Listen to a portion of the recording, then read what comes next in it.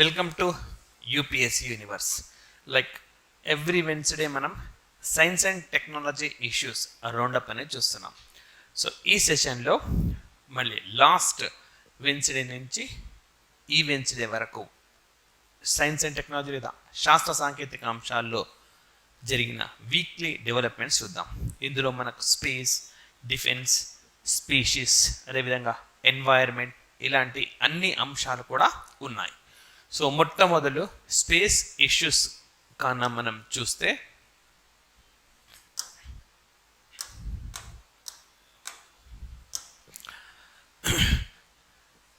APPSC 107B recent టైమ్స్లో వార్తల్లో ఉంది, ఇదేంటి అని చెప్పి మనకు క్వశ్చన్ వస్తుంది. సో APPSC-107B అనేది ఒక ఎగ్జో ప్లానెట్. మరి ఎగ్జో ప్లానెట్ అంటే ఏంటి?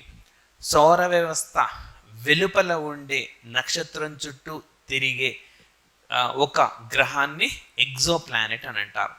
సో నేరుగా ఈ లైక్ మీనింగ్స్ పైన కూడా క్వశ్చన్స్ ఉంటాయి. వాట్ ఈస్ ఎగ్జో ప్లానెట్ అని చెప్పి. సో మన సౌర వ్యవస్థ ఏది? పాలపొంత, మిల్కీవే అంటాం ఇంగ్లీష్లో. దీని వెలుపల ఉండే నక్షత్రం చుట్టూ తిరిగే ఒక గ్రహాన్ని మనం ఎగ్జో ప్లానెట్ అని అంటాం. అలాంటి ఎగ్జో ప్లానెట్ని అమెరికా అంతరిక్ష పరిశోధన సంస్థ నాసా గుర్తించింది. సో ఇది జూపిటర్ సైజులో ఉన్నది. ముఖ్యంగా ఇలాంటి లేటెస్ట్ ఇష్యూస్ పైన నేరుగా మనకు APPSC-107B అనేది వార్తల్లో ఉన్నది, ఇది ఏంటి అని చెప్పి క్వశ్చన్స్ అనేవి అడుగుతారు. సో ఇది దాదాపుగా 200 కాంతి సంవత్సరాల దూరంలో ఉంది. భూమి నుంచి 200 కాంతి సంవత్సరాల దూరంలో ఉంటుంది. సో కాంతి 1 సంవత్సరం ప్రయాణించే దూరాన్ని మనం కాంతి సంవత్సరం అని అంటాం.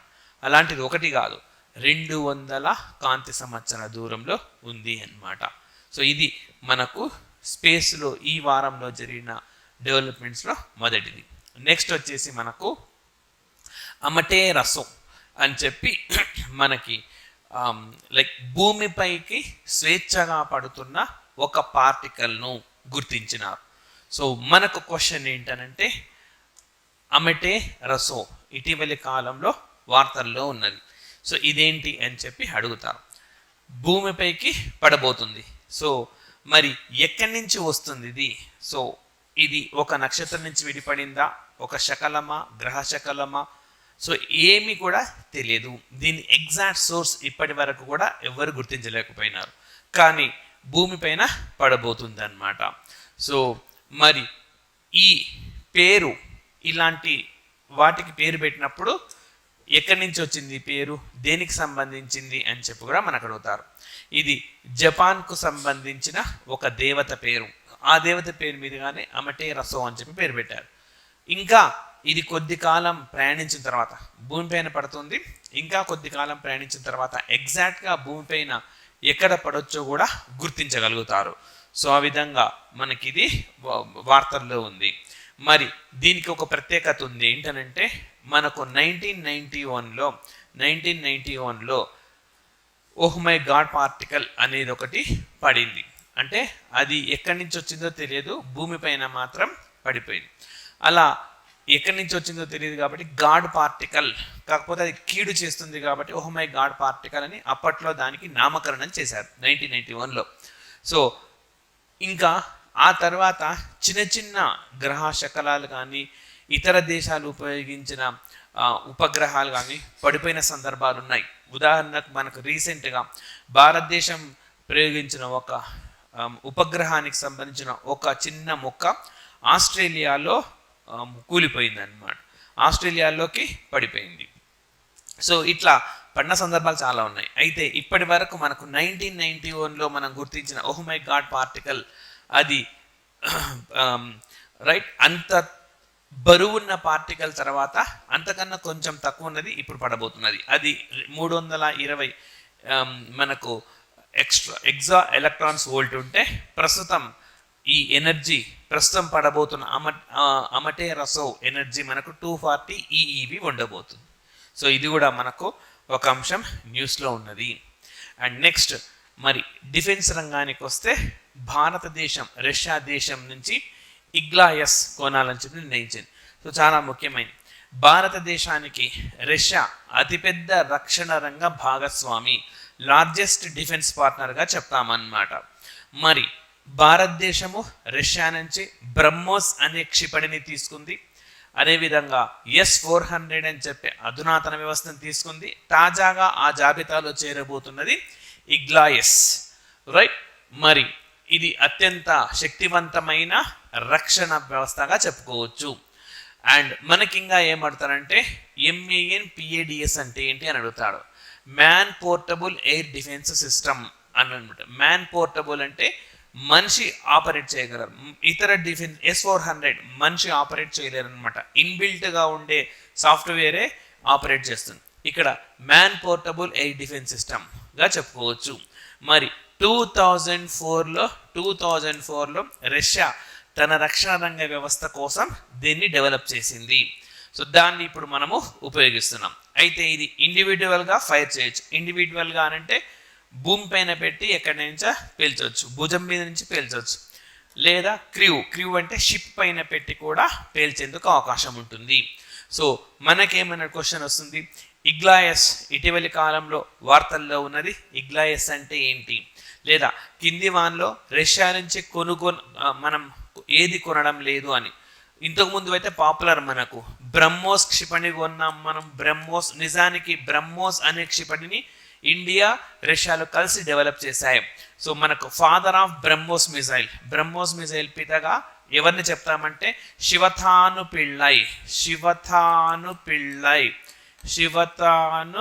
పిళ్ళైని చెప్తాం. అదేవిధంగా మనకు S-400 అనే వ్యవస్థను కూడా భారతదేశము రష్యా నుంచి కొనుక్కుంది. తాజాగా ఆ జాబితాలో చేరుతున్నది. మరి ఇంకొక క్వశ్చన్ చెప్తున్నాను ఇక్కడ. బ్రహ్మోస్ క్షిపణిని భారతదేశం ఎవరికి అమ్ముతుంది అంటే ఫిలిప్పీన్స్ అనే దేశానికి అమ్ముతుంది. రైట్. సో ఇది రక్షణ రంగానికి సంబంధించిన వార్తాంశం. నెక్స్ట్ మనకు పర్యావరణ అంశాలు కానా చూస్తే, first of all ozone layer గురించి మనకు ఒక కరెంట్ ఇష్యూ ఉన్నది. మరి ఓజోన్ అంటే O3గా చెప్తాం మనము. మరి భూమిపైన ఉండే వాతావరణంలో స్ట్రాటోస్ఫియర్లో మనకు ఓజోన్ అనేది ఉంటుంది. మరి ఈ ఓజోన్ మనకు ఎందుకు ఉపయోగపడుతుంది అంటే సూర్యుడి నుంచి వచ్చే అతినీల లోహిత కిరణాలు భూమిపైన పడకుండా చూస్తుంది. అల్ట్రా వైలెట్ రేస్ అని అంటాం. మరి ఈ అల్ట్రా వైలెట్ రేస్ అనేవి భూమిపైన మనకు పడితే ఏమవుతుంది? సో పాయింట్ నెంబర్ 1, మనుషులకు జంతువులకు హాని కలుగుతుంది. సో శరీరం పైన స్కిన్ క్యాన్సర్ వచ్చే అవకాశం ఉంటుందన్నమాట. సో ఇది కేవలం మనుషులకు మాత్రమే కాదు, జంతువులకు. నెక్స్ట్ అతిపెద్ద ఇబ్బంది ఏంటంటే అతినీల కిరణాలు భూమిపైన పడడం వల్ల ఈ వృక్షాలు ఏవైతే ఉన్నాయో కిరణజన్య సంయోగ క్రియ ప్రక్రియను చేసుకోలేవు. దీన్నే మనం రైట్ ఫోటోసింథసిస్ అంటాం ఇంగ్లీష్లో, కిరణజన్య సంయోగక్రియ. ఇది చేయనప్పుడు మరి ఆహార భద్రతకు ముప్పు ఏర్పడుతుంది. Food security goes to vain. So తీవ్ర స్థాయిలో ఇబ్బందిని ఎదుర్కొంటుంది. సో ఇలాంటి ప్రాబ్లమ్స్ అనేవి ఉంటాయన్నమాట. మరి ఓజోన్ లేయర్ గురించి తెలుసుకున్నాం. ఎందుకు వార్తల్లో ఉందంటే నిజానికి గతంలో ఏమని గుర్తించినారంటే ఈ భూమిపైన ఇది భూమి అనుకుంటే మనకు స్ట్రాటోస్ఫియర్ ఇట్లా ఉంటుంది, సూర్యుడి నుంచి వచ్చే అతిలోహిత కిరణాలను అడ్డుకుంటుంది. అయితే అంటార్కిటికా కాంటినెంట్లో ఓజోన్ లేయర్ ఒక హోల్ ఏర్పడింది అని. అంటే ఆ హోల్ గుండా అతిలోహిత కిరణాలు ఆ ప్రాంతంలో భూమిపైన పడబోతున్నాయి. సో దీనివల్ల అక్కడ జంతు వృక్ష రాశి, Animal and flora and fauna అంటున్నాం, ఫ్లోరా అండ్ ఫనా అనేవి దెబ్బతింటుంది. అయితే మనుషులు తీసుకున్న చర్య వల్ల ఇది పూడుకుపోయింది, ఇది బాగుంది అని రిపోర్ట్ ఇచ్చారు. కానీ తాజాగా శాస్త్రవేత్తలు ఏం గుర్తించారంటే అదేమి జరగలేదు. ఇప్పటికీ అంటార్కిటికాలో ఓజోన్ లేయర్లో హోల్ అనేది అదే విధంగా ఉన్నది, రీకవరీ అయింది ఏదైతే అంటున్నారో అది జరగలేదు అని చెప్తున్నాడు. సో ఇది మనకు కరెంట్ ఇష్యూ. అయితే ఎప్పుడు ఓజోన్ లేయర్ గురించి మనకు కరెంట్ ఇష్యూ వచ్చిన 2 అంశాలపైన క్వశ్చన్స్ వస్తాయి. ఒకటి మాంట్రియల్ ప్రోటోకాల్, 2 కిగాలి. Montreal and కిగాలి. మరి ఏంటిది అని అంటే ఈ ఓజోన్ పొరను లేదా ఓజోన్ లేయర్ను పరిరక్షించుకోవడం కోసం ఈ భూమిపైన కుదిరిన మొట్టమొదటి ఒప్పందాన్ని మనం మాంట్రియల్ ప్రోటోకాల్ అని అంటాం. 1987లో సైన్ చేశారనమాట. First step in international efforts to protect stratospheric zone. Stratospheric ఎందుకన్నారంటే ఇది స్ట్రాటోస్ఫియర్లో ఉంటుంది కాబట్టి స్ట్రాటోస్ఫియర్, రైట్. సో నేరుగా అడిగే క్వశ్చన్, ఈ మధ్య కాలంలో మన క్వశ్చన్స్ కింది వానలో సరైనవి వీలుగా which of the following is true అని చెప్పి అడుగుతున్నాడు. సో భూమిపైన ఓజోన్ లేయర్కి సంబంధించి కింది వానలో సరైనది ఏది అని అందులో ఇస్తాడు. మొదటి ఒప్పందం ఏది అని అంటే మనకు ఈ మాంట్రియల్ ప్రోటోకాల్ అన్నమాట, ఓజోన్ లేయర్ను పరిరక్షించడం కోసం. రెండవది ఏంటంటే కిగాలి. అయితే ప్రోటోకాల్ మనకు మాంట్రియల్ ప్రోటోకాల్లో ఏమన్నారంటే ఓజోన్ పొరను పరిరక్షించుకోవాలి అని చెప్పారు. మరి ఈ ఓజోన్ పొర విఘాతానికి దారితీస్తున్నవి ఏమంటే క్లోరోఫ్లోరోకార్బన్, హైడ్రోఫ్లోరోకార్బన్స్. మన ఇంట్లో వాడే రిఫ్రిజిరేటర్లు కావచ్చు, ఏసీలు కావచ్చు, ఇవన్నీ కూడా ఓజోన్ లేయర్కి ఇబ్బంది కలిగించేవి. సో ఈ పదార్థాలను కూడా తగ్గించేందుకు, వీటి ఉద్గారాలను తగ్గించేందుకు ఉద్దేశించిందే Kigali. So Kigali amendment Montreal ప్రోటోకాల్లో కిగాలి సవరణ దేనికి సంబంధించింది అని అడుగుతాడు. దేనికి సంబంధించింది అని అంటే హైడ్రోఫ్లోరోకార్బన్ల ఉద్గారాన్ని తగ్గించేందుకు ఉద్దేశించింది. ఇవి ఎందుకు తగ్గించాలి అంటే ఓజోన్ పొర పరిరక్షించుకోవడం కోసం వీటిని తగ్గించాలి. సో ఎప్పుడు మనకు ఓజోన్ లేయర్ గురించి వచ్చినా ఇవి స్టాక్గా నేర్చుకోవాల్సిన అంశాలు. అండ్ నెక్స్ట్ మరి స్పీషీస్, వివిధ జాతులకు సంబంధించి చూస్తే మనకు మ్యూజిక్ ఫ్రాగ్ రీసెంట్గా భారతదేశంలోని ఏ రాష్ట్రంలో గుర్తించారు అని చెప్పి అడుగుతున్నారు. అరుణాచల్ ప్రదేశ్లో. మనకు 2020 లాస్ట్ సివిల్ సర్వీసెస్లో యూపీఎస్సీ ప్రిలిమ్స్లో ఈ స్పీషీస్ కనపడిన ప్రాంతాలను ఫోకస్ చేసుకొని దాదాపుగా 4 to 5 క్వశ్చన్స్ ఇవ్వడం జరిగింది. కాబట్టి వాటిని ఫోకస్ చేయాలి. మ్యూజిక్ ఫ్రాగ్ అనమాట, దీన్ని ఓకే నిడ్రానా నో హిడింగ్ అని చెప్పి దీనికి శాస్త్రీయ నామం. ఈ రీసెంట్ టైంలో దీన్ని ఎక్కడ గుర్తించినారంటే అరుణాచల్ ప్రదేశ్లో గుర్తించినారు. నిజానికి ఈ జాతి Japan, Taiwan, China, Vietnam, Laos, Thailand అంటే మనకు జపాన్ ఈ 3 దేశాలు మినహాయిస్తే మిగతా ఏషియన్ కంట్రీస్. సో తూర్పు ఆసియాకు తూర్పు ప్రాంతంలో మాత్రమే ఇవి కనిపిస్తాయి అనుకున్నారు, కానీ భారతదేశంలో తూర్పు భాగంలో కూడా వీటి ఉనికిని ప్రస్తుతం గుర్తించగలిగారు, right. And next green leaf volatiles. So green leaf volatiles అనేది మనకు రీసెంట్గా శాస్త్రవేత్తలు గుర్తించింది, చాలా ముఖ్యమైన కాన్సెప్ట్ అన్నమాట. లైక్ ఫర్ ఎగ్జాంపుల్ ఒక 10 మంది ఉన్నారు, మొదట ఉండే వ్యక్తికి ఏదైనా ఇబ్బంది కలిగింది అనుకోండి, అతను అందరినీ అప్రమత్తం చేస్తాడు. సో ఏదో ఇబ్బంది ఉంది ఇక్కడ మనకు అని చెప్పి చెప్తాడు, రైట్. సేమ్ వృక్షాలు కూడా ఏదైనా ఎక్స్టర్నల్ ఫోర్స్, బహిరంగంగా వచ్చే ఏదైనా బలం ద్వారా, ఏదైనా చిన్న కీటకం కావచ్చు లేదా ఇతర జంతువు వచ్చి ఏదైనా ఇబ్బంది కలిగించవచ్చు. ఈవెన్ మనిషి కూడా ఏదైనా ఆకుకి చిన్న ఇబ్బంది తెంపడము ఏదో చేయవచ్చు, అది ఎంబడే గ్రీన్ లీఫ్ వోలటైల్స్ తీస్తుంది. అంటే ఇది ఒక స్రావము, దీన్ని స్రవిస్తుంది. దీని ద్వారా తర్వాత ఉండే మొక్కలు, వృక్షాలు అప్రమత్తమవుతాయి అన్నమాట. ఇది ఒక హెచ్చరిక లాంటిది. సో ఇప్పటి వరకు ఈ తరహా వ్యవస్థ వృక్షాల్లో ఉందని చెప్పి శాస్త్రవేత్తలు అనుకోలేదు, బట్ ఇది చాలా కమ్యూనికేషన్ సిస్టమ్ లాంటిది అని చెప్పి గుర్తించినారు. మనకు గ్రీన్ లీఫ్ వోలటైల్స్ ఇటీవలి కాలంలో వార్తల్లో ఉంది, ఇది దేనికి సంబంధించింది అని అడుగుతాం. So for the first time scientist are able to visualize plants sensing compounds cause GLBs released by damaged plants.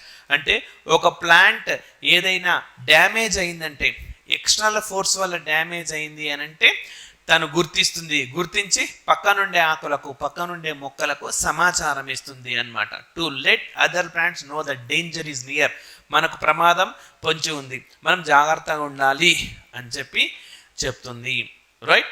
So ఈ విధంగా మనకు క్వశ్చన్ వీటిపైన జిఎల్వీస్ అంటే ఏంటి, ఇటీవల ఇవి ఎందుకు వార్తల్లో ఉన్నాయి, అండ్ జిఎల్వీస్ స్రవించడం ఎందుకు స్రవిస్తాయి, కారణాలు ఏంటి అని శాస్త్రజ్ఞులు చెప్తున్నారు. ఈ కోణాల్లో మనకు క్వశ్చన్స్ అనేవి ఉంటాయి, రైట్. అండ్ మిస్లేనియస్ అంశాలు కాన చూస్తే, సో ఎంపాక్స్ ఇప్పటిదాకా ఇది వైరస్ కుట్టడం వల్ల మాత్రమే వస్తుంది అనుకున్నారు. అయితే ప్రపంచ ఆరోగ్య సంస్థ, జెనీవా కేంద్రంగా పనిచేసే ప్రపంచ ఆరోగ్య సంస్థ ఏమని గుర్తించింది అని అంటే ఇది లైక్ లైంగిక చర్యల వల్ల కూడా వ్యాపిస్తుంది అని చెప్పి గుర్తించింది. రైట్, ఎంపాక్స్ అన్నమాట. సో ఈ ఎంపాక్స్ మనకు ఈ ఇటీవలి కాలంలో పెద్ద ఎత్తున విజృంభించింది. అండ్ దీనివల్ల మనకు వరల్డ్ హెల్త్ ఆర్గనైజేషన్ అత్యవసర పరిస్థితిని కూడా ప్రకటించింది. సో అండ్ ఎప్పుడు అనంటే 2022లో ప్రకటించింది. అయితే 2023లో ఈ అత్యవసర పరిస్థితిని ఉపసంహరించుకుంది. నిజానికి ఇప్పటి వరకు మనకు 2009 నుంచి 2022 వరకు చాలా సందర్భాల్లో ప్రపంచ ఆరోగ్య సంస్థ అత్యవసర పరిస్థితిని ప్రకటించింది. సో 2009లో స్వైన్ ఫ్లూ విజృంభించినప్పుడు, 2014లో ఎబోలా, అదేవిధంగా పోలియో విజృంభించినప్పుడు, 2016లో జికా, అండ్ అదేవిధంగా 2019లో మరొకసారి ఎబోలా. అయితే రెండోసారి ఎబోలా క్యూ ఎబోలా అని చెప్పి మరొక రకమైంది. అప్పుడు 2020 అయితే మీ అందరికీ ఈజీగా గుర్తుంటుంది కరోనా మూలంగా, ఆ తర్వాత ఎంపాక్స్. అయితే కరోనా మూలంగా అతి ఎక్కువ కాలం ఈ అత్యవసర పరిస్థితి అనేది కొనసాగింది. 1193 రోజులు, అంటే 1193 డేస్ పాటు ఈ మనకు అత్యవసర పరిస్థితి కొనసాగింది. అయితే ఎంపాక్స్ అండ్ కరోనా రెండింటి వల్ల డిక్లేర్ చేసిన ఎమర్జెన్సీని ఉపసంహరించుకుంది 2023లో. సో ఈ విధంగా ఇది వార్తల్లో ఉంది. అండ్ నెక్స్ట్, మరి ప్రపంచంలోనే అతిపెద్ద సౌర ఫలకాలతో కూడిన ఒక కేంద్రాన్ని ఏర్పాటు చేయబోతున్నారు. ఎక్కడంటే యునైటెడ్ అరబ్ ఎమిరేట్స్లో, దుబాయ్కి సమీపంలో. ప్రపంచంలోనే అతిపెద్ద సౌర విద్యుత్ శక్తి ప్లాంట్ ఏ దేశంలో రానుంది అని చెప్పడుగుతారు. మనకు యునైటెడ్ అరబ్ ఎమిరేట్స్లో రానుంది. నెక్స్ట్, సాంఘాయ్ డీర్ చాలా ముఖ్యమైనది ఇది. సో మనకు మణిపూర్లో లోక్టక్ లేక్ అని ఉంది. లోక్టక్ లేక్. మరి ఈ లోక్టక్ లేక్ సమీపంలో ఒక హైడ్రో ఎలక్ట్రిసిటీ ప్రాజెక్ట్ ఉంది, జల విద్యుత్ ప్రాజెక్ట్. అయితే దీని సామర్థ్యాన్ని పెంచాలని చెప్పి నిర్ణయించారు. కానీ దీని సామర్థ్యాన్ని పెంచితే సాంఘాయ్ డీర్ ఇదొక జాతి, దీనికి ముప్పు ఏర్పడుతుంది అని చెప్పి తాజాగా మణిపూర్ ప్రభుత్వం చెప్తుంది. రైట్, సో చాలా ఇంపార్టెంట్. మరి లోక్టక్ లేక్ అనేది మనకు భారతదేశంలో ఉన్న రామ్సర్ సైట్లలో ఒకటి. రామ్సర్ సైట్, ఇది ఒక రామ్సర్ సైట్. రామ్సర్ సైట్ అంటే ఏంటి? చిత్తడి నేలలు. ఏ చిత్తడి నేలలు లేదా వెట్లాండ్స్లో అయితే వైవిధ్యం అనేది చాలా ఎక్కువగా ఉంటుందో వాటిని రామ్సర్ సైట్స్గా గుర్తిస్తారు. భారతదేశంలో మొత్తం రామ్సర్ సైట్స్ 75 ఉన్నాయి. భారతదేశంలో అతి ఎక్కువగా రామ్సర్ సైట్స్ కలిగిన రాష్ట్రం మన తమిళనాడు. భారతదేశంలో వైశాల్యం పరంగా అతి ఎక్కువగా రామ్సర్ సైట్స్ కలిగి ఉన్న రాష్ట్రం ఏదంటే గుజరాత్ రాష్ట్రం. మరి ఈ రామ్సర్ సైట్ ఇది మనకు లోక్టక్ లేక్ అనేది రామ్సర్ సైట్లో ఉంది. అదేవిధంగా మాంట్రెక్స్ రికార్డులో కూడా ఉంది. సో మనకు కింది వాన్లో సరైనదేది అని చెప్పి అడుగుతారు. సో కింది వాన్లో మనకు లోక్టక్ లేక్ కింది వాన్లో ఏ జాబితాల్లో ఉంది అని అంటాడు. రామ్సర్ సైట్లో ఉంది, మాంట్రెక్స్ రికార్డులో ఉంది. రామ్సర్ సైట్ అంటే ఏంటి? డైవర్సిటీ ఉన్న ఒక వెట్లాండ్, వైవిధ్యం ఉన్న ఒక చిత్తడి నేల అని అర్థం. మరి మాంట్రెక్స్ రికార్డ్ అంటే ఏంటి అంటే ఏ రామ్సర్ సైట్ అయితే ఆల్రెడీ ప్రమాదానికి గురైందో లేదా ప్రమాదానికి గురి అవుతూ ఉందో లేదా ప్రమాదానికి గురి అయ్యే అవకాశం ఉందో వాటిని మాంట్రెక్స్ రికార్డులోకి చేరుస్తారు. ఆ విధంగా లోక్టక్ లేక్ అనేది ఈ రెండు జాబితాల్లో ఉన్నది. ఇదే చెప్పింది ఇప్పుడు మణిపూర్ ప్రభుత్వం, మాది ఆల్రెడీ రామ్సర్ సైట్ మాంట్రెక్స్ రికార్డులో ఉంది అంటే ప్రమాదానికి గురి అయ్యి ఉండొచ్చు, ప్రమాదం జరుగుతూ ఉండొచ్చు, ప్రమాదం జరిగే అవకాశం ఉండి ఉండొచ్చు. కాబట్టి ఇక్కడ హైడ్రో ఎలక్ట్రిక్ ప్లాంట్ ఎక్స్పాన్షన్ను నిలిపివేయండి అని చెప్పి కోరింది. అదేవిధంగా మనకు ప్రపంచంలోనే అతిపెద్ద తేలియాడే నేషనల్ పార్క్ ఉంది. ప్రపంచంలోనే ఇది మొట్టమొదటి తేలియాడే నేషనల్ పార్క్ అన్నమాట. లోక్టక్ లేక్లో ఉంది. కైబుల్ లామ్జావో అంటారు దాన్ని. కైబుల్ లామ్జావో అనే నేషనల్ పార్క్ అన్నమాట. ఏంది దీని ప్రత్యేకత అంటే లోక్టక్ లేక్లో ఉంటుంది. అంటే మనకు సరస్సు పైన తేలియాడుతూ ఉండే నేషనల్ పార్క్. ప్రపంచంలోనే ఇది అతిపెద్దది, ప్రపంచంలోనే ఇది మొదటిది. రైట్, సో ఈ విధంగా ఈ స్పీషీస్ కూడా మనకు వార్తల్లో. సో ఇవి ఈ వారానికి సంబంధించిన like science and technology issues. మరొక అంశంతో రేపటి సెషన్లో రౌండప్ చూద్దాం. Thank you.